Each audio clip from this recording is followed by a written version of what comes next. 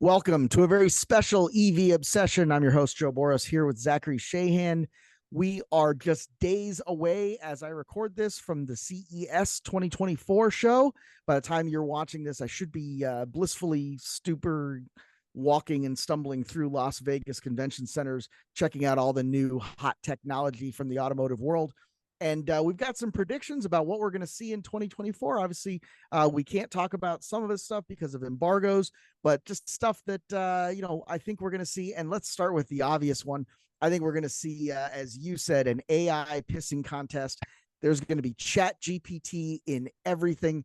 There's going to be an AI enabled smart seating position and mirror adjustment. There's going to be AI enabled, you put in your destination, you're going to go to the Sonic or the Chick-fil-A drive-through, and it's going to pick music ideally suited for your drive. It's going to be absolute nonsense.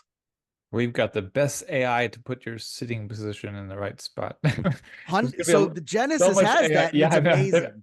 As I started talking about that, I was like, oh yeah, the Genesis does that. The Genesis does that, and it's fantastic. Yeah. So, but here's the real question.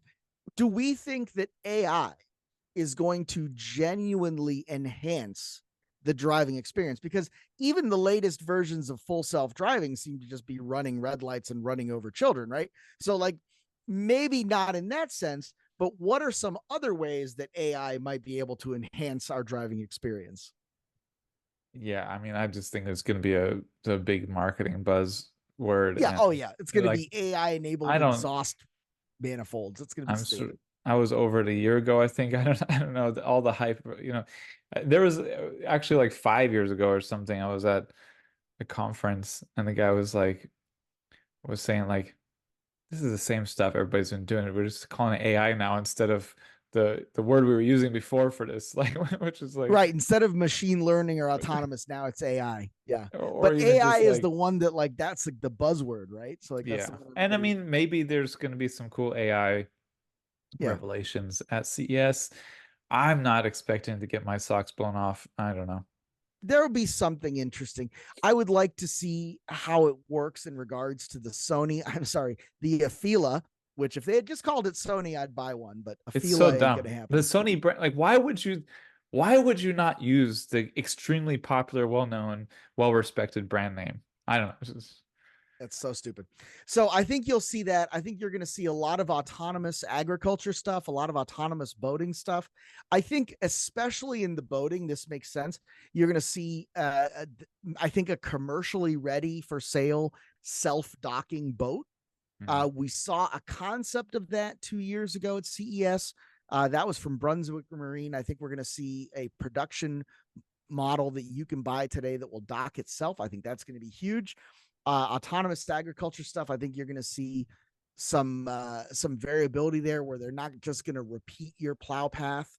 They're going to be able to start thinking on their own, do some weeding, do some real stuff. I think that is going to be available. If it is, I think you're going to see probably Doosan, Bobcat Doosan on the construction side, and John Deere on the agriculture side are going to be leading that. I think we're going to see Faraday Future. They are still around. They were the first Tesla killer announced way back, I think in 2010 or 11. They are finally putting a vehicle into production. It's a $300,000, 1,000 horsepower minivan. That's going to be absolutely bonkers. Well, Faraday Future had one of the most infamous presentations at CES I'm aware of. It was like there was so much hype around it, and it was so hilarious what they rolled Yeah. out. And we saw it actually at the Kyle Field and I were at the Formula E race, and I had a display, and it was like, oh, can you drive it? Knowing sort of the answer is like, well, you can do virtual driving of it, and we're like, it's just like you're driving the futures, like, but you can't drive the car. Right, But right. it was so funny. And everyone was just like a little bit shocked, like, is this really what you're showing? Like, this is a presentation? It was not impressive. This is the Kyle, by the way, one. Okay. Kyle sat next to Marcus Brownlee at the event, very famous YouTuber, one of the most famous YouTubers in the world. Very nice guy. Of course, everybody loves him because he's so nice and cool and objective. But yeah, I'm nervous for Faraday Future, even though I know nothing about this. It just I have like, like, gosh, why would you even go back to CES? Like announce this Why stuff? would you go back? I don't know that they're going to be there, but I think they're going to announce to coincide with it. They're going to try to ride that PR wave. Good for them. But And hey, I it's think the great that they exist still, they're alive, and they have potentially a real product. Exactly. Good for them. And I think the other thing I'm excited about, a lot of people are, I'd really like to see what Hyundai and Kia are going to roll out. They have been just getting it, hit after hit since the original Ionic. The Ionic 5 is a great car. The 6 is great. The EV9 is out. The EV6 is just a jaw dropper. I'd like to see some less expensive vehicles, maybe an EV3 or an EV4. And I Ooh. think Hyundai, with their commercial truck and their construction division, they've got some fuel cell stuff on the really, really big machines that are using kilowatts of energy like per hour. So I think that's going to be really interesting to see how they can help decarbonize that. I know that that's not a popular word here. Hydrogen is what I'm talking about. I don't think that's a really popular word, but I don't know at what you know, least but on the job site, it's a little bit, it's got some potential, I think. I don't know what you know about anything in that sector that's coming. But I'm definitely interested and eager to see what Hyundai and Kia have for 2024. They're, we've talked about them repeatedly. They're some of the top EV leaders. So Yeah. And impressed. certainly when you look at efficiency and you look at charging time, it's really just them and Tesla. Nobody else is really close to what they're accomplishing Yeah, in terms outside of of China. Yeah. outside of China. Exactly right. Exactly right. So, but Yeah. Ford, GM, you're talking about a Chevy Bolt or something. It's not even in the same league. I think the boats and the ag are really good notes. Like that's there is potential for some interesting stuff there. Yeah. And I'd love to see it. Uh, I don't know. I don't know what's happening. The electric vertical takeoff and landing is not as hyped as it once was, but I assume we're gonna have some announcements. Oh, Some there's going to be something there. I there's gonna bet. be some. And so let's talk about that. I think Hyundai is probably going to have one. Yeah, they might. Joby Air, they've got some certification. They're ready.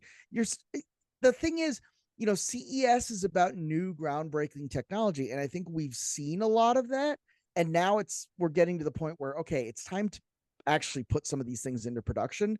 Nobody wants to see a Joby Air, roto tilt air wing, whatever the hell they call that thing these days. Nobody wants to see that for a fifth year in a row and be told it's 2 years away Yeah. again. Yeah. And we did start seeing and covering actual operations of electric vertical takeoff and landing aircraft in some places last and of course new records and stuff, but some actual operations starting in China and I forget maybe elsewhere, but I think we'll have some interesting announcements in that regard, but it's still it's not the market it was hyped to be for a few years, and we'll see what it'll be interesting to see what comes out. It'll be interesting. So we'll look for that as well. So that's about it. We'll be back from CES. I'm going with Kyle Field and Paul Fossey, two of our other editors and Tesla EV writers. You'll be able to see all of that coverage on CleanTechnica.com and like and subscribe. You got to we'll get Kyle on a show maybe, but you got to get Kyle to give you a little more of the rundown of his experience at the Faraday Future F1. CES is so huge, and he's staying on the complete other side of Vegas. I don't know if me and Paul are Oh, even going to see him. well, hopefully you guys will cover all the bases then the three of you. Exactly right. Yeah, split. But if you do, you got to talk Oh, about. wait a minute. Here's another one. Vinfast is going to go national. They are Oh, Vin. going to escape California. They're going to be in Texas. They're going to be in New York, maybe Chicago and Florida. We'll see. But that's my other prediction. That's news VinFast or is it's going to go prediction? national. Prediction. Prediction. Okay, I yeah. mean, we Yeah. know they're going to do it, but I think they're going to announce it at CES. Yeah, Vinfast is a fascinating company. Interesting. Seriously state backed. Like people think the Chinese Yeah. companies are state backed. Nah, not really. The Yeah, but why Vinfast is is that a state backed. criticism? If you don't think Well, the I'm just American, saying, yeah, I'm not calling it I'm just like, it's not yeah, going anywhere. It's no, but state the backed. American companies are Like, state backed. Let's put this out here right now. This is oh yeah, one German serious thing. companies are state backed. They are, but if you don't think American companies are state backed, then what happened in 2008 when the government bailed them out? Hundreds of millions, if not billions of dollars. And for those of you who like to watch Fox News and not enjoy reality, who listen to this, like some of the libertarians that pop in now and then, Ford took billions of dollars from the government bailout. It is not true that Ford did not get a bailout. Get over that. That's Alan Mullally's nonsense, and he's not even around I anymore. don't know what you're talking about, but but yeah, I do know that Ford got a bailout that sort of is like That's something that it's you hear about all the time on these, like, Ford didn't whenever. need a bailout, but they Yeah, Ford actually didn't need a did bailout, get a but they did slightly get a bailout. different but serious bailout as Yeah, well. they structured it differently. They took it through their financing arm rather Yeah. than their manufacturing arm. Good for them. They were But able to yeah, all spin right. that PR. Enjoy the floors of CES. We hope to see a lot of It's fun going to be 30 content. degrees in Las Vegas. Yeah. I thought I was escaping the cold by going from Chicago to Vegas, and it's just as bad. I'm enraged. Peace. It is what it is. Peace. Thank you.